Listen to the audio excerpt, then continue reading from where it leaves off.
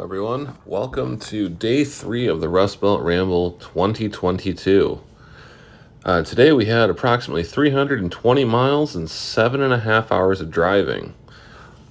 Today our Find It was actually our first stop, and it was a Hall of Fame pitcher who chased fire trucks and wrestled alligators, and he grew up in Pittsburgh.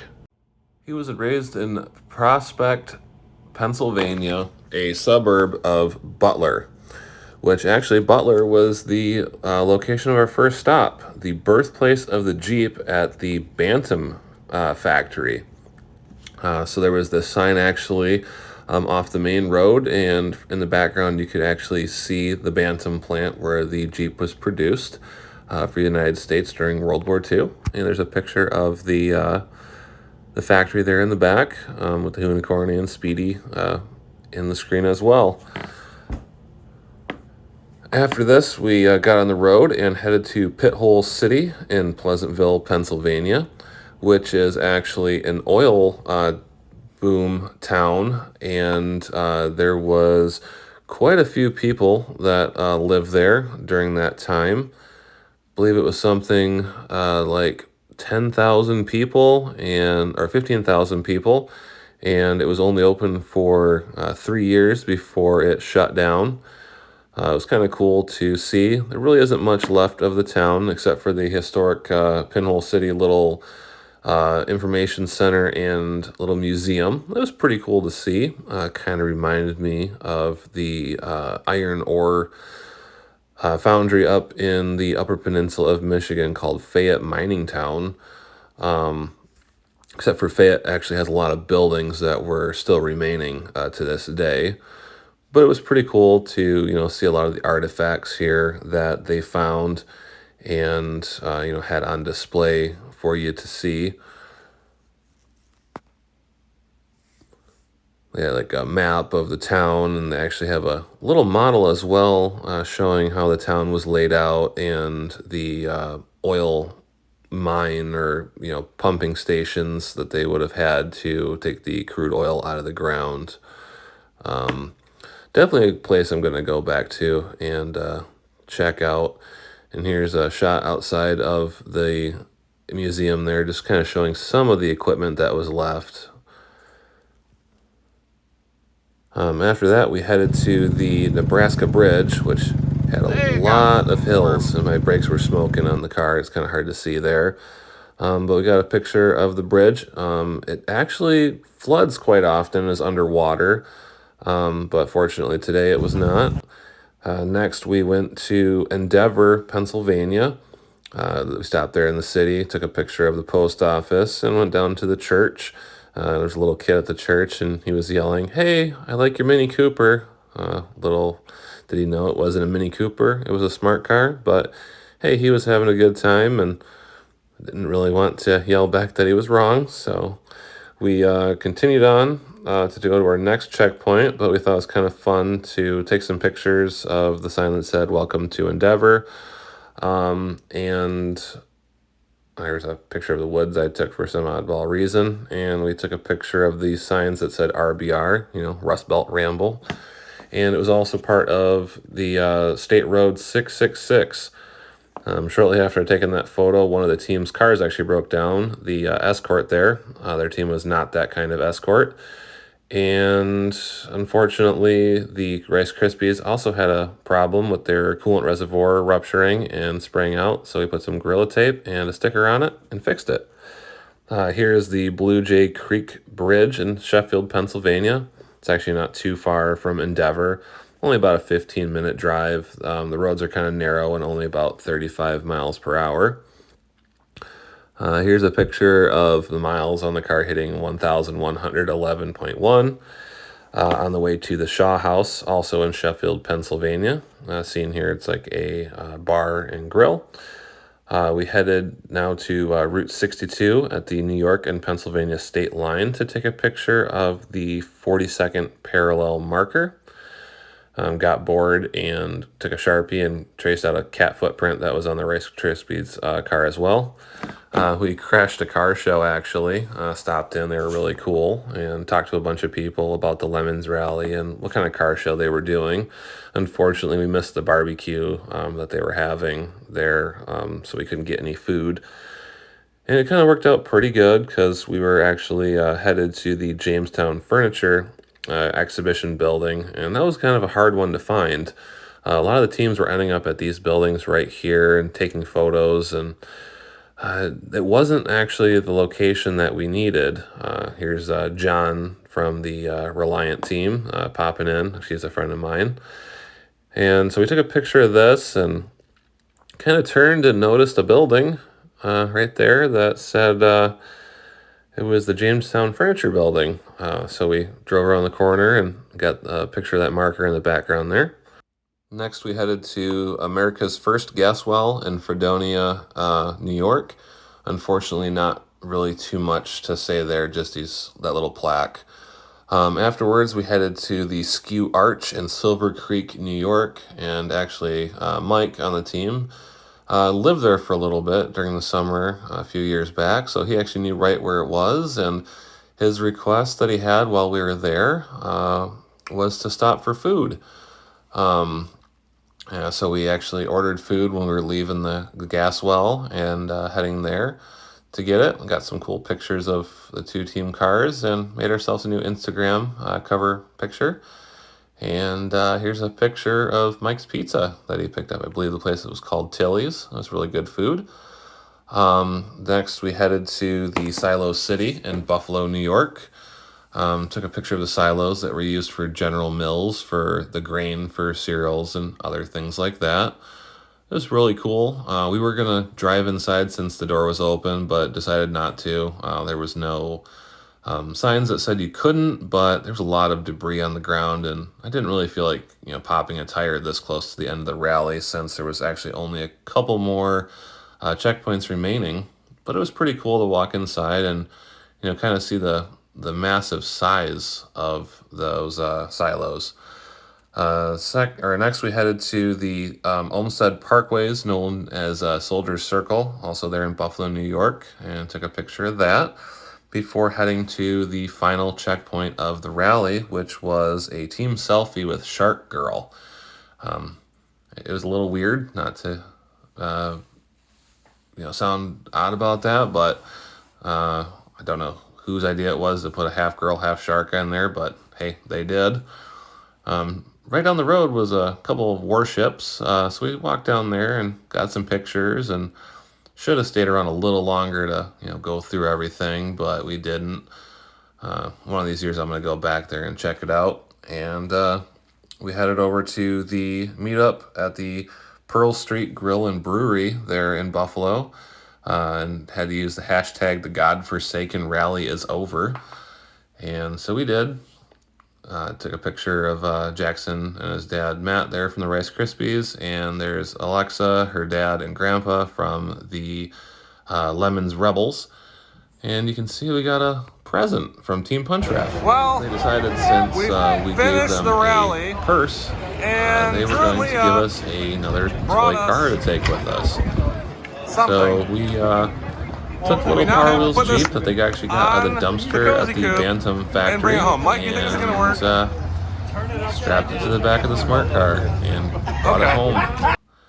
As you can see there, it made the car handle horribly, but it made it in one piece. And there's me thanking Lydia for the gift.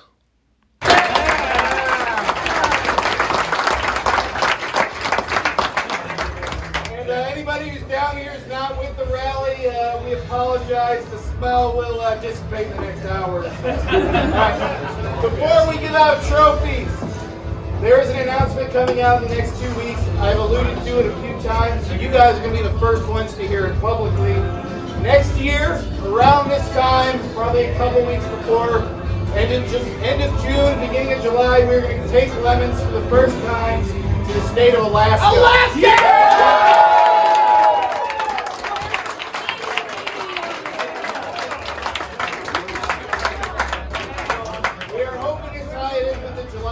celebration where they launch cars off of the wall. I can't promise that, but that we will be in Alaska next year. Please come join us. There'll be a lot more information on how to do that too. It's like Canada Day, but less confusing. So again, Jeff is going to be the guy who hands out the actual trophies, which we don't have. They'll be mailed to you, but we're going to say who won. But there were a handful of teams that almost won and really impressed us, and we wanted to talk about. First of those is a team that is new to this. They ran with a really good experienced team that showed them the ropes. And most notably, we saw one half of the team inside of the largest tree in West Virginia. Give it up for the Rice Krispies.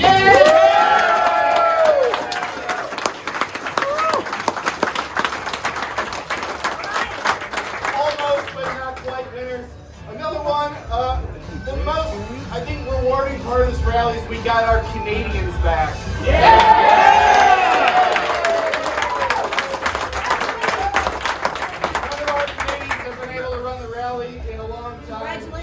The Canadians who came from the second farthest really impressed us. Made the greatest grassman post, and you'll have to go look it up. Polar Express with the red Trans Am from Timmins. Where you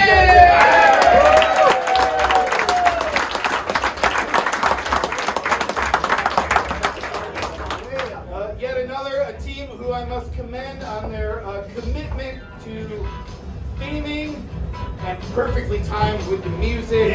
The Chevy Beretta, the K-Link band.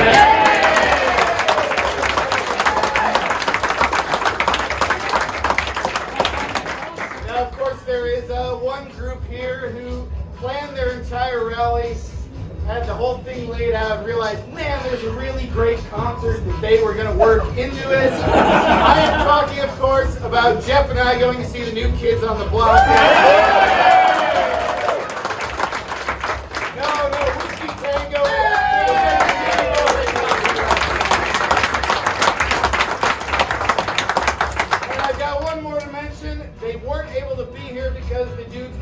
Scheduled him on a flight that is leaving now, and their fuel pump broke 2 hours ago. I have no idea if they made it, but let's hope that not that kind of an escort is not getting fired tomorrow. Round of applause. Hey!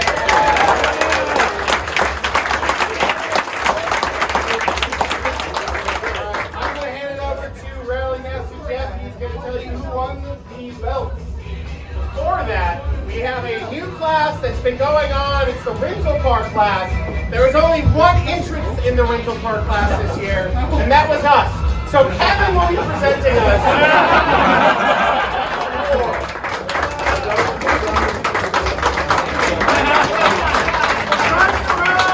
In a car with fully functional air conditioning, power seats, and the knowledge that if it breaks, you just call somebody and a new one will arrive.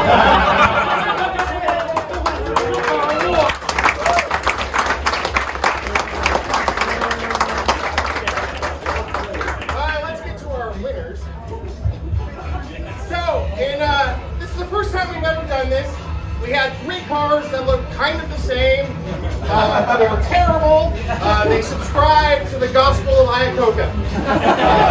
Collectively, throughout the whole weekend, we just kept on referring to them as the Super Turds. You all know and love them. Third place on points, the Super Turds.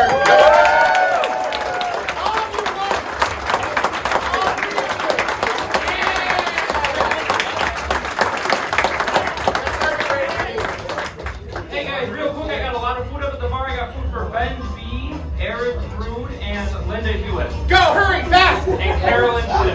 Go! Get the food! Thank you! Thank you!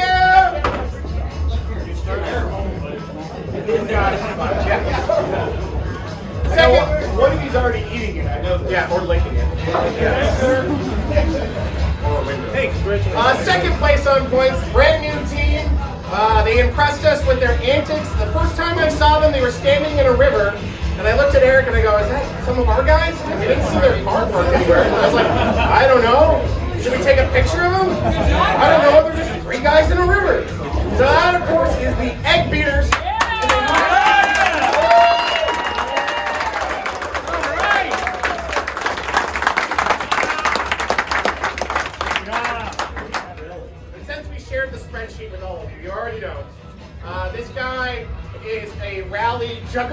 he, for some reason, keeps on driving sport cars over and over again. This one is lifted. It was entertaining to watch on YouTube as a project car.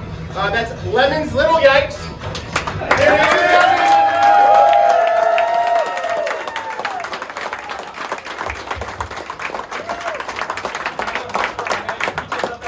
Go get your pizza! Hurry! Goddamn potatoes. I'll just do something else. Organizer's choice.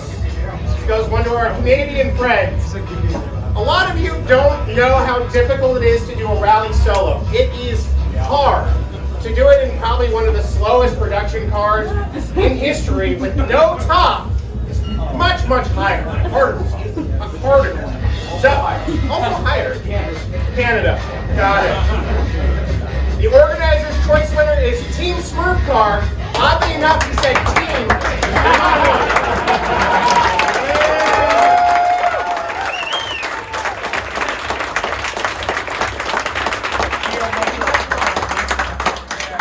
Our judge's choice goes for the team that made it come from the farmers. They explained to me that Alberta is good and it's the best. Only team I've ever seen that washed their license plate. Multiple checkpoints. Weirdest shit I've ever seen. That's going to go, so judge's choice is going to go to Canucks on the Loose and their 1981 Florida.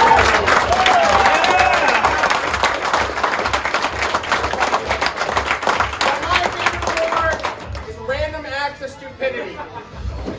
It's as close as you can get to going to jail without actually going to jail. This team has entertained us in the past. They have to keep at least 200 feet away from a school. Who brings a tape measure everywhere? Random Acts of Stupid goes to Smoking in the Pit.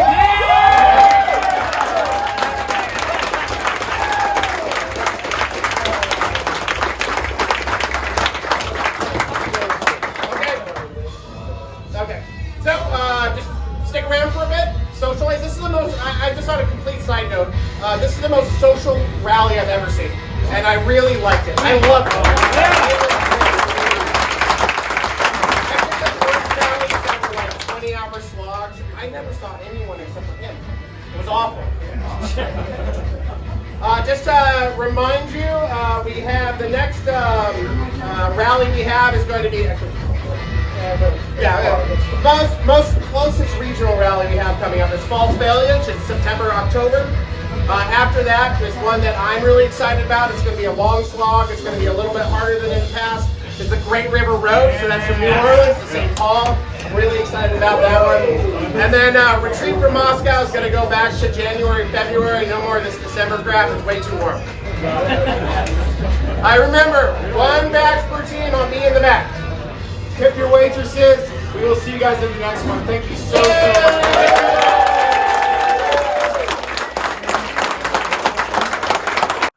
So after the awards ceremony, we headed out of Buffalo and tried to drive back to at least Cleveland, but it was raining really heavily, so we had to pull off for the night. And the next morning we left and stopped at the Last Hot Now to get some food. You know, being victorious in first place, we needed something to quench our appetite.